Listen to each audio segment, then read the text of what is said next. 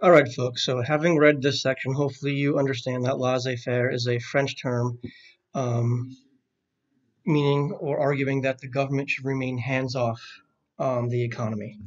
Um, by hands-off means lack of regulations, lack of rules. You can't tell, you shouldn't, you ought not tell business owners how many of whatever to sell, what to make, what price to charge. Nor do you tell consumers what they can buy, and so on and so forth. All right. And as you hopefully read, a seminal book in the emergence of this belief was Adam Smith's The Wealth of Nations, in which he argued for the invisible hand. It's very similar to, if you remember the beginning of the year, you looked at the three interpretations of the founding of the United States, and one of them was called classic liberal. All right, that's what this is, right? There was this thought exercise we did where I would ask a bunch of you, if you were to open any type of business, what would you open? All right. And I don't remember what you guys said class by class, but basically we talked about how if everybody opens up a paint store and a hardware store and a clothing store, and everybody gets what they need, everybody has access to what they need. Um, Theoretically, items will be of high quality because you're in competition with each other. And prices will remain reasonable because you're in competition with each other. The key is open competition, open and free competition, according to this theory. And we talked about how you don't open up the store because you want to supply the town with tools or paint.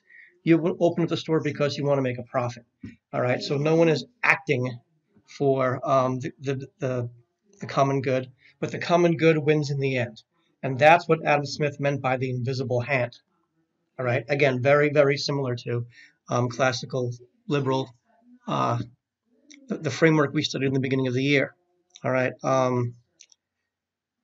Anyway, uh, and again, part of the belief is the people who adhere to this belief believe that the government will create more problems than solutions if they get involved.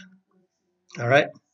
And the last thing I want to say is when Adam Smith wrote his book, The Wealth of Nations, there was no such thing as big business yet.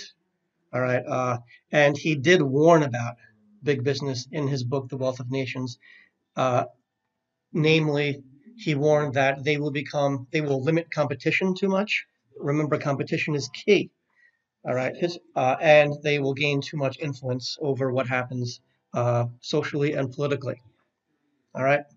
Um, Again, remember when he wrote this, there were no big businesses, and this was a much more humane way, uh, economically speaking, of distributing goods. If you remember before uh, capitalism, which this is free market capitalism, Europe was just feudal.